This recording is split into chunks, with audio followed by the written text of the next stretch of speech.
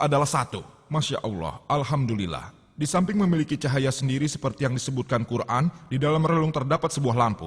Dan lampu tersebut cahaya dari Allah, yang merupakan cahayanya sendiri. Allah memantulkan cahayanya sendiri. Dr. William Campbell mengatakan Al-Quran menyebutkan bahwa Al-Quran adalah nur. Al-Quran memantulkan cahaya. Tentu saja Quran memantulkan cahaya dan perlindungan Allah Subhanahu wa Ta'ala. Muhammad SAW sebagai sirat itu benar. Hadis memberikan tuntunan dan pedoman kepada kita. Jadi Muhammad juga merupakan nur dan juga beliau adalah sirat. Alhamdulillah. Beliau memiliki pengetahuan sendiri, alhamdulillah. Beliau mendapatkan perlindungan dari Allah, alhamdulillah juga. Jadi bila Anda menggunakan kata nur sebagai cahaya pantulan dan sirat sebagai cahaya pantulan, alhamdulillah juga. Anda dapat membuktikan secara ilmiah bahwa cahaya rembulan bukanlah merupakan cahaya rembulan itu sendiri, tapi merupakan cahaya pantulan. Hal lain yang diangkat oleh Dr. William Campbell adalah mengenai surat Al-Kahfi 18 ayat 86, bahwa Zulkarnain melihat matahari terbenam dalam air laut yang berlumpur hitam. Tidak ilmiah. Kata dalam bahasa Arab yang digunakan dalam ayat tersebut adalah wajada, yang berarti terlihat oleh Zulkarnain. Dan Dr. William Campbell mengetahui bahasa Arab. Bila Anda melihat kamus, arti kata wajada adalah terlihat. Jadi Allah Subhanahu wa Ta'ala juga menjelaskan apa yang terlihat oleh Zulkarnain. Apabila Anda membuat suatu pernyataan bahwa siswa di kelas mengatakan 2 tambah 2 5 dan Anda berkata, oh Zakir mengatakan 2 tambah 2 5. Saya tidak mengatakan. Saya memberitahu siswa di kelas mengatakan 2 tambah 2 5. Saya tidak salah, siswa yang salah.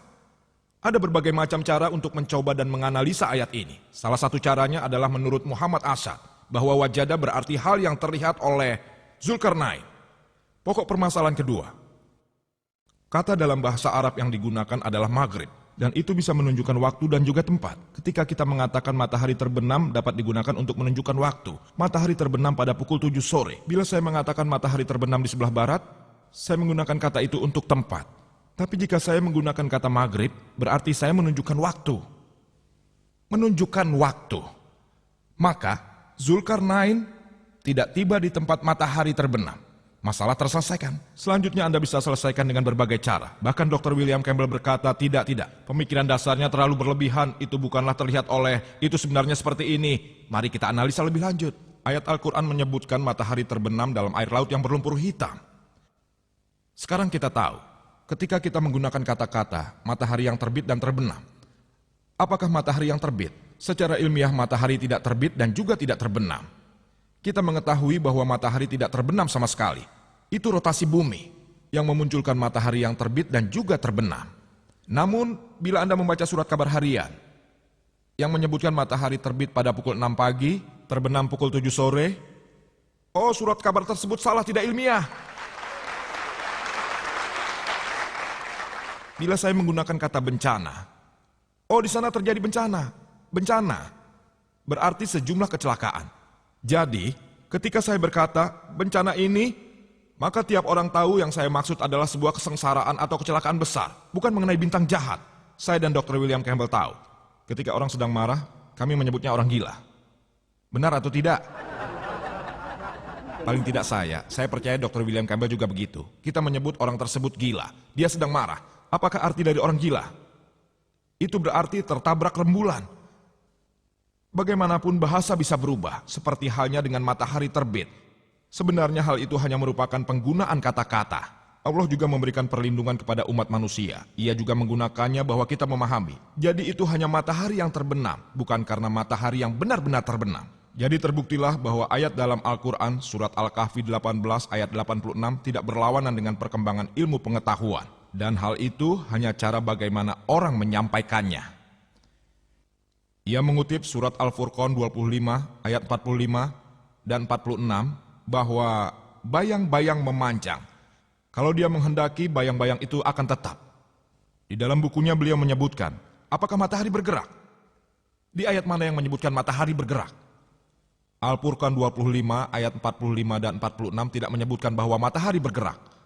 Beliau menuliskan di dalam bukunya.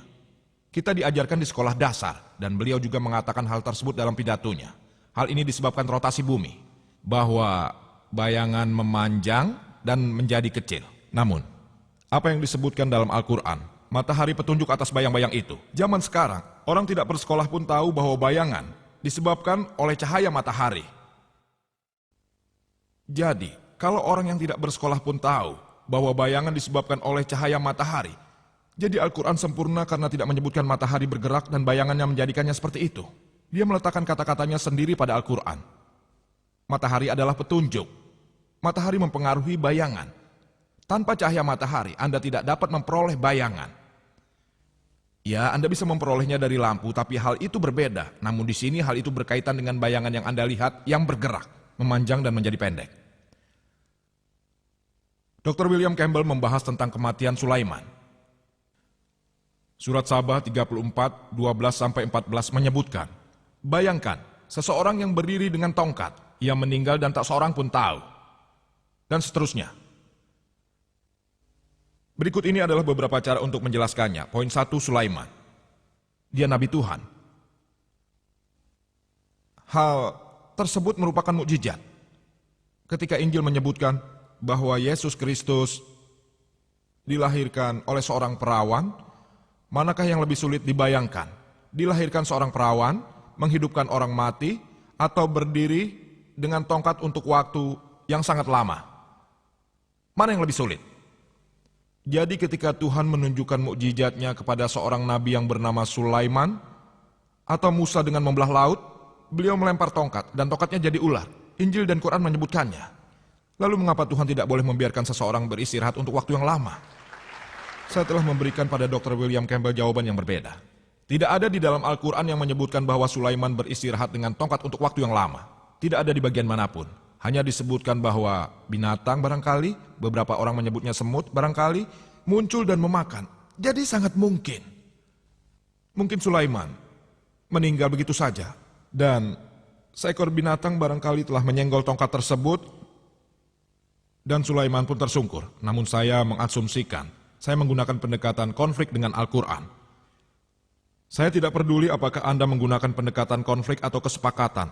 Pada awal pidato saya mengutip surat An-Nisa 4 ayat 82. Afala yatadabbarun al-Qur'an walau kana min indi ghairillah lawajadu fihi ikhtilafan katsira. Apakah mereka tidak memperhatikan Al-Qur'an? Jika Quran bukanlah sisi Allah, tentulah mereka mendapat pertentangan yang banyak di dalamnya. Tanpa peduli apakah Anda menggunakan pendekatan konflik atau pendekatan persetujuan. Bila logika Anda, apakah Anda tidak bisa menemukan satu ayat pun dari Al-Qur'an yang menyangkal atau satu ayat yang berlawanan dengan kepastian ilmu pengetahuan?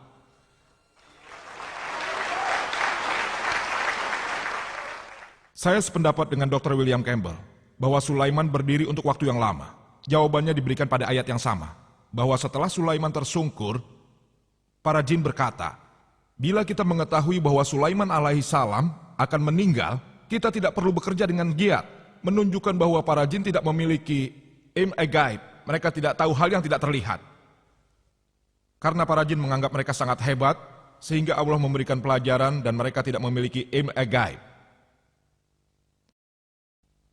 Dr. William Campbell membahas proses produksi susu. Dalam surat An-Nahl 16 ayat 66, orang pertama yang membahas tentang sirkulasi darah adalah Ibnu Nafis. Dan pada 600 tahun setelah wahyu Al-Quran dan 400 tahun setelah Ibnu Nafis, William Harvey menyebarluaskannya ke dunia barat. Itu 1000 tahun setelah turunnya Al-Quran. Makanan yang Anda makan menuju usus. Dari usus, sari-sari makanan menuju berbagai organ tubuh melalui aliran darah, berulang kali melalui sistem pembuangan utama liver. Bahkan makanan mencapai kelenjar pencernaan yang bertanggung jawab untuk pembentukan susu. Al-Quran memberikan informasi pengetahuan modern ini ke dalam sebuah inti surat An-Nahl 16 ayat 66. Sesungguhnya pada binatang ternak itu benar-benar terdapat sebuah pelajaran bagimu. Kami memberimu minuman daripada apa yang berada dalam perutnya, berupa susu yang bersih antara tahi dan darah. Susu yang mudah ditelan bagi orang-orang yang meminumnya. Alhamdulillah, apa yang baru saja kita tahu adalah ilmu pengetahuan 50 tahun yang lalu, 100 tahun lalu. Al-Quran memberikan informasi ini 1400 tahun yang lalu dan mengingatkannya kembali dalam surat Mu'minun 23 ayat 21. Dr. William Campbell mengangkat hal mengenai binatang-binatang yang hidup di lingkungan. Quran surat An'am 6 ayat 38. Dan tiadalah binatang-binatang yang ada di bumi dan burung-burung yang terbang dengan kedua sayapnya, melainkan umat seperti kamu. Dr. William mengatakan, Anda tahu laba-laba yang membunuh pasangannya dan ayahnya dan seterusnya? Apakah kita juga membunuh dan singa pun juga membunuh, dan begitu pula gajah. Ia berbicara mengenai perilaku binatang.